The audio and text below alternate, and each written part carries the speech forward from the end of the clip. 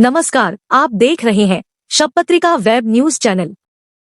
बीते 7 अक्टूबर को हमास की ओर से इसराइल पर किए गए हमले के बाद इसकी तुलना इस्लामिक स्टेट से की गई, लेकिन इस दौरान दोनों संगठनों के बीच गहरे वैचारिक मतभेदों और आपसी रंजिश के लंबे इतिहास को नजरअंदाज किया गया है। इस्लामिक स्टेट के समर्थकों की ओर से इस तुलना पर नाराजगी जताई गई है, क्योंकि इस्लामिक स्टेट हमास को एक काफिर संगठन के रूप में देखता है। काफिर अरबी भाषा का शब्द है जिसका मतलब ईश्वर में यकीन न रखने वाला शख्स होता है। साथ ही इस्लामिक स्टेट हमास पर ईरानी सत्ता के प्रॉक्सी संगठन के रूप में काम करने का आरोप भी लगाता है।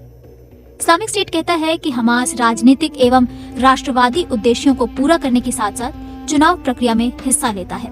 कई जिहादी और कुछ कट्टरपंथी इस्लामिक तत्व एक लंबे समय से हमास को संदेह की नजर से देखते रहे हैं। इसकी एक वजह उसके ईरान के साथ करीबी रिश्ते होना भी है, लेकिन इस्लामिक स्टेट स्पष्ट रूप से इस संगठन से घृणा करता है।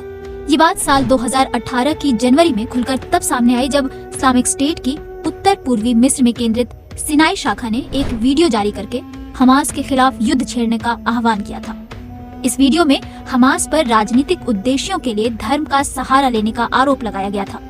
यही नहीं, हमास पर गजा में जिहादियों को दबाने के साथ ही ईरान का सहयोग करने का भी आरोप लगा। इस संगठन को काफिर का दर्जा दिया गया, जिसके साथ संघर्ष किया जाना चाहिए। इस वीडियो में आईएस की ओर से एक हमास से जुड़े शख्स को मारते हुए भी दिखाया गया।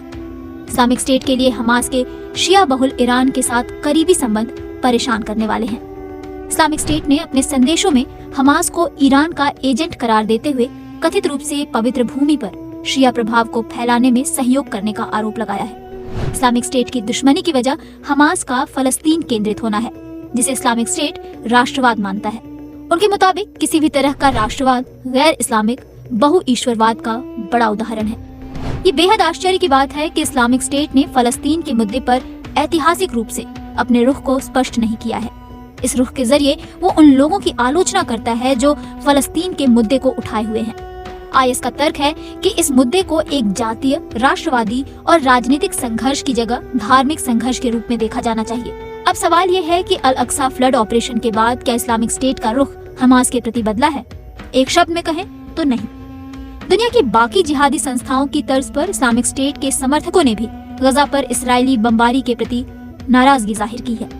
हालांकि इस्लामिक स्टेट और उसके समर्थकों ने 7 अक्टूबर को हमास के इसराइल पर हमले के बारे में कोई उत्साही बयान नहीं दिया। 7 अक्टूबर के हमास के हमले और इसराइल की जवाबी कार्रवाई के बाद से ही इस्लामिक स्टेट के समर्थक हिंसा के उकसावे वाली खबरों को शेयर करते रहे हैं। लेकिन इस्लामिक स्टेट ग्रुप के लोग साफ कह रहे हैं कि ये जिहाद अल्लाह के नाम पर लड़ा जाए, न कि हमास जैसे संगठनों के नाम पर। इस्लामिक स्टेट के हिमायती अबू इमाद अल निराबी ने चेतावनी दी है कि हमास के काफिर परचम तले जिहाद लड़ना इस्लाम के मुताबिक गलत है। ऐसा लगता है कि इस्लामिक स्टेट को हमास को मिलने वाली तवज्जो से भी नाराजगी है। आईएस हिमायती Telegram channel Saat al Zarqawi ने अपने समर्थकों से कहा है कि वो हमास की मजबूती और लोकप्रियता की बातों को नजरअंदाज करें और उनकी इमेज को चमकाएं नहीं।